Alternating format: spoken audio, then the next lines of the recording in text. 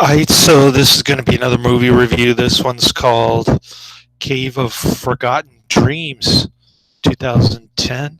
This is going to be another Werner Herzog documentary.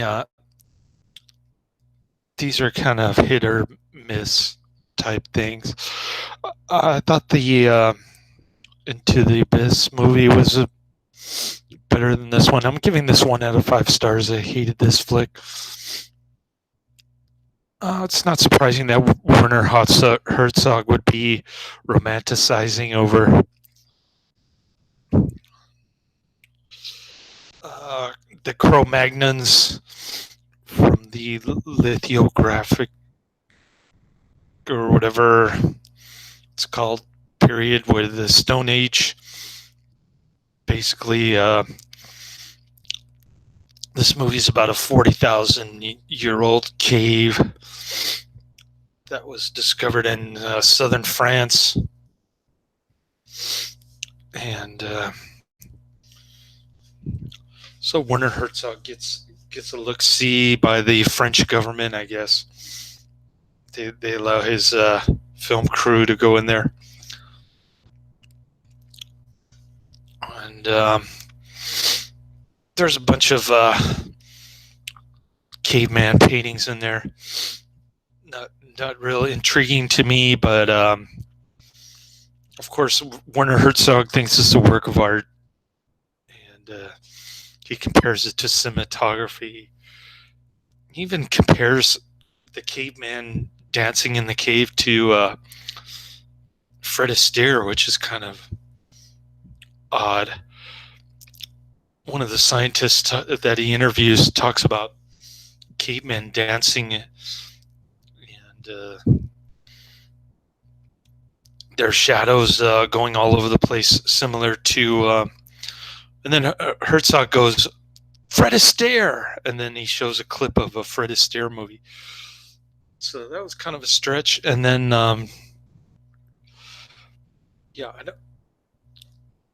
one of the scientists says that Homo sapiens is not politically correct because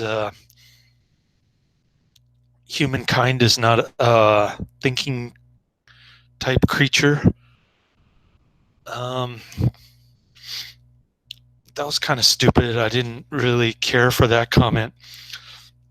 They even go so far as to inject some of Werner Herzog's environmentalism at the end, which ticked me off even more. He says that the nuclear power plant 20 miles from the cave is causing alligators to breed like rats all over the place. And in particular, he says that there's a swarm of mutations, these albino alligators, and his evidence that he presents in the documentary is a tank full of precisely two baby albino alligators. Then he asks this stupid question: what will the alligators think when they see the caveman paintings? Well, of course, alligators can't think, and so the question is really dumb. And then he even goes on to say that I forget what he said at the end, but it was another dumb statement. I don't know why people enjoy this movie. You got to really be a romanticist for primitive culture, and they talk a lot about how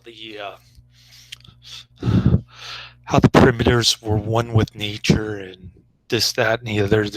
They're drawing all these animals on the wall. There's even one of the stalactites. There's a minotaur woman.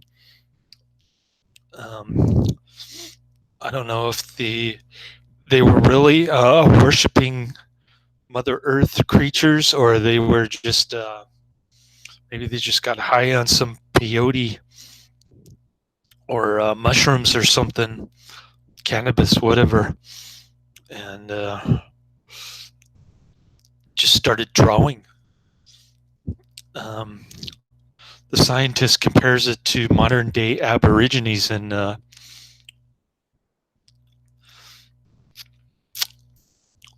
Australia with some of their cave paintings, I guess. But I don't know if that's a good analogy either, because it's impossible to record what these cavemen were doing 40,000 years ago.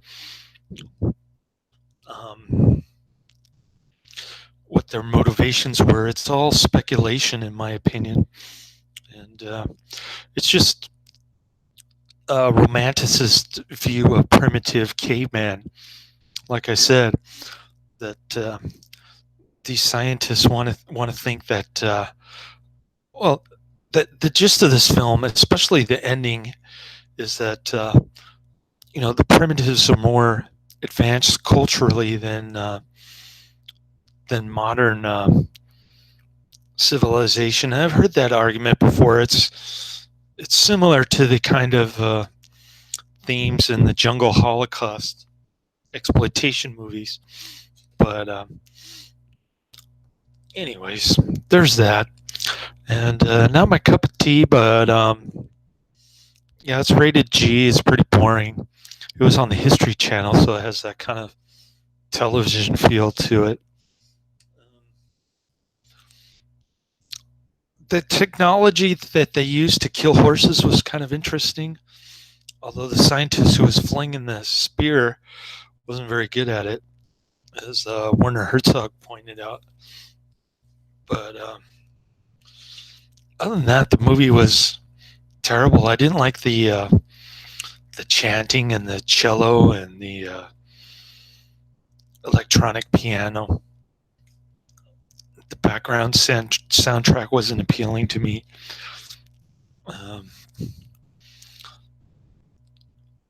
But it's more of Werner Herzog's personal kind of preference when it comes to music, I guess. And I guess he's going for more like the classical style in this one. And like I said, his documentaries are kind of hit or miss. He'd talk about some really banal, boring subjects like cavemen or grizzly bears or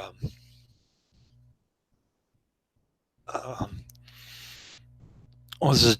Those jump skiers who fly in the air when they jump off the ramp, that kind of thing. And basically, he's just documenting his own personal interest. I don't think he's catering to any particular audience unless you're like a paleontologist or an archaeologist or something like that. Anthropologist, maybe. I never really got into those fields when I was in college. I did study anthropology, and it was mildly interesting, some of the social taboos, but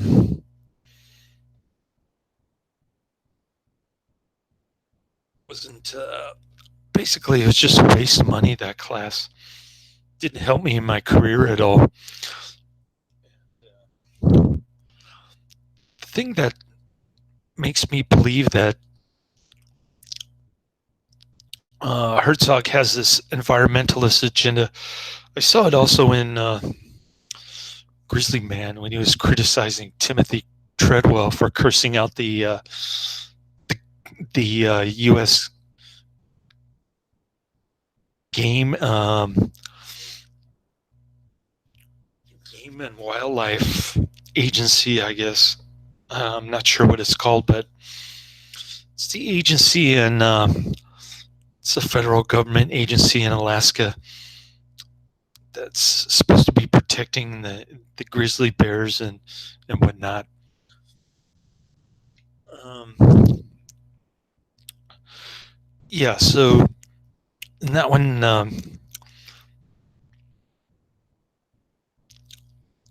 I think Herzog was trying to criticize Timothy Treadwell for cursing out the government, because after all, the government is there to protect us, right? Just like in the Soviet Union days when the Soviets created environmental holocaust in Eastern Europe and elsewhere. Well, enslaving half of Eastern Europe. But I'm going off on a tangent here. I don't know where Herzog got this idea to talk about alligators and then compare it to the caveman. But I thought it was a bad idea. It was a bad ending, and really ticked me off. I didn't appreciate that part of the movie. But there are some movies that have Werner Herzog as the actor. For instance, the next one is Robin Williams' film with, I guess Werner Herzog plays the father or something. I'm trying to remember what I was reading about this film. It's called What Dreams May Come, Special Edition, PG-13. Something about hell, damnation. Looks pretty good.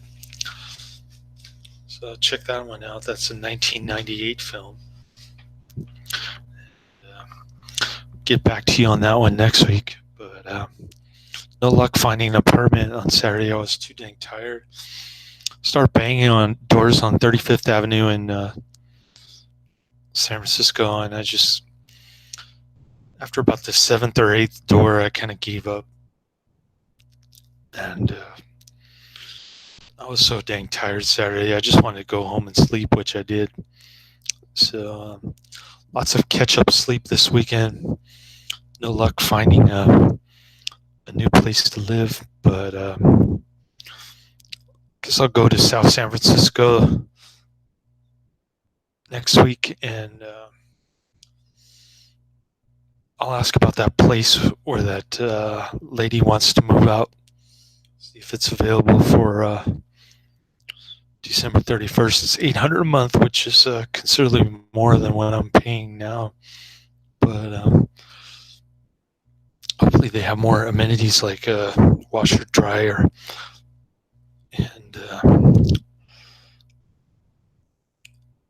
and an actual oven where I can bake a pizza or something. But we'll see. Maybe I'll just end up biting the bullet and getting really pricey little studio around here. But then I have to buy a bed and a table and stuff.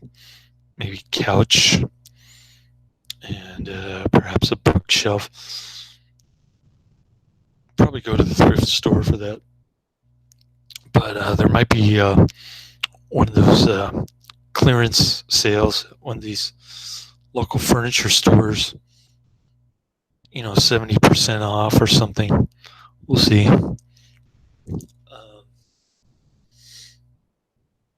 But it might all be a bunch of worry on my part. If I can cash out my stock options, my company stock with one of my employers next month, I might have enough money to just get a 2-bedroom in San Mateo for me and my son. Try to convince the judge that I'm more responsible now. But we'll wait and see about that. I really can't predict the future. I'm just guessing what will happen. Keep plugging away at these DVDs. I think I only reviewed 2 this week. I was working kind of crazy hours, like 75 this week. trying to catch up on some sleep. So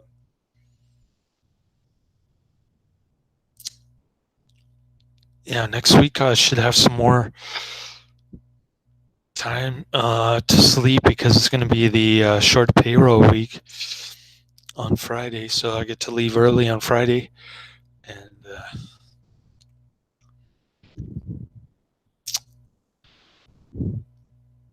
hopefully I won't be so tired that I'll be able to walk around San Francisco and I won't get discouraged and just give up and go home sleep. But we'll see. Maybe I'll talk to that lady again. I know where she lives, and probably go back there, see what's up with her moving out. And that's about it.